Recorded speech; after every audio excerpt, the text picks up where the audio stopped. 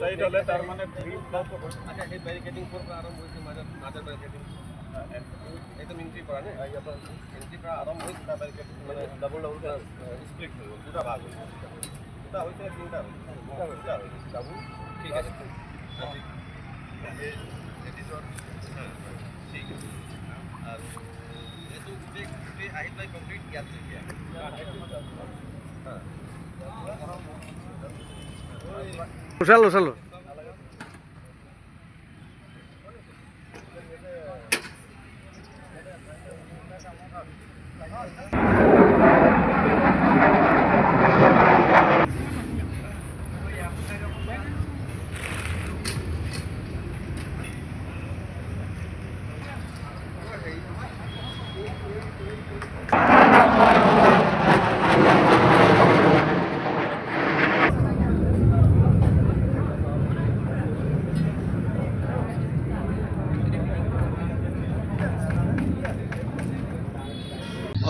অহাকালিলৈ যোৰহাট ষ্টেডিয়ামত আমাৰ সকলোৰে মৰমৰ শিল্পী হিয়াৰ আমঠু জুবিন গাৰ্গৰ আদ্যশ্ৰাদ্ধ আয়োজন কৰা হৈছে।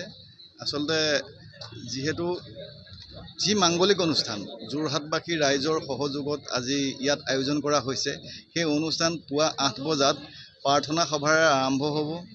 বিভিন্ন ধৰ্মৰ যিসকল ধৰ্মগুৰু আছে তেখেতসকল আহি প্ৰাৰ্থনা সভা আৰম্ভ কৰাৰ পাছতে প্ৰায় 9 বজাত ইয়াতে এই শ্ৰদ্ধাঞ্জলি অনুষ্ঠান আৰম্ভ হ'ব, মুকলি হ'ব। গতিকে বিভিন্ন দল সংগঠন তথা ৰাইজে ইয়াত শ্ৰদ্ধা জনাব তেখেতক শেষবাৰৰ কাৰণে, আৰু তাতে চিতাভস্ম থাকিব। গতিকে চিতাভস্ম ইয়াত প্ৰদৰ্শন কৰা হ'ব।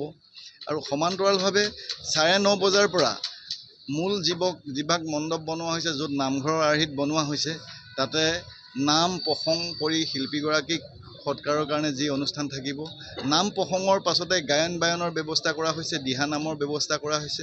পৰ্যায়ক্ৰমে তেনেধৰণে কাৰ্যসূচীসমূহ কৰা হৈছে। আৰু সেইধৰণে আজি আমাৰ মৰমৰ শিল্পীগৰাকীক শ্ৰদ্ধা জনাব, আদ্যশ্ৰাদ্ধ আয়োজন কৰিব। তাৰ সমান্তৰালভাৱে যিহেতু পৰিয়ালৰ কিছুমান নিয়ম আছে, পৰিয়ালৰ লোক আৰু পুৰোহিত বা যিসকল পৰিয়ালৰ লগত জড়িত ব্যক্তি তেখেতসকলক লৈ কিছুমান মাংগলিক অনুষ্ঠান আছুতীয়াকৈ হ'ব। আৰু সেই অনুষ্ঠানতে মৎস্যপৰ্শ বুলি এটা অনুষ্ঠান ৰখা হৈছে। এই কেৱল পৰিয়ালৰ লোকৰ কাৰণে সেই অনুষ্ঠানটো ৰখা হৈছে, ইয়াত ৰাইজৰ লগত কোনো কথা নাই। তাৰ সমান্তৰালভাৱে ইয়াতে এটা 20টামান কাউণ্টাৰ থাকিব, 20টামান কাউণ্টাৰ থাকিব। সেই 20টামান কাউণ্টাৰতে আজি আপোনাৰ ৰাইজৰ কাৰণে মাহ প্ৰসাদৰ ব্যৱস্থা কৰা হ'ব।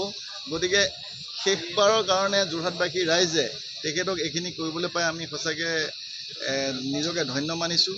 কাৰণ মৰমৰ শিল্পীগৰাকী আমি যিখিনি সন্মান দিব লাগিছিলে, জীয়াই থকা অৱস্থাত যিখিনি কৰিব লাগিছিলে আমি সকলোৱে নোৱাৰিলোঁ সেইখিনি কৰিব, তেখেতক ৰাখিব নোৱাৰিলোঁ। গতিকে আজি তেখেত আমাৰ মাজত নাই যদিও তেখেতক ভৱিষ্যতৰ সময়ত কেনেকৈ জীয়াই ৰাখিম তাৰ কাৰণেও আমি সকলোৱে চিন্তা চৰ্চা কৰিব লাগে বুলি ভাবি মই এই কথাখিনিকে অনুভৱ কৰিছোঁ।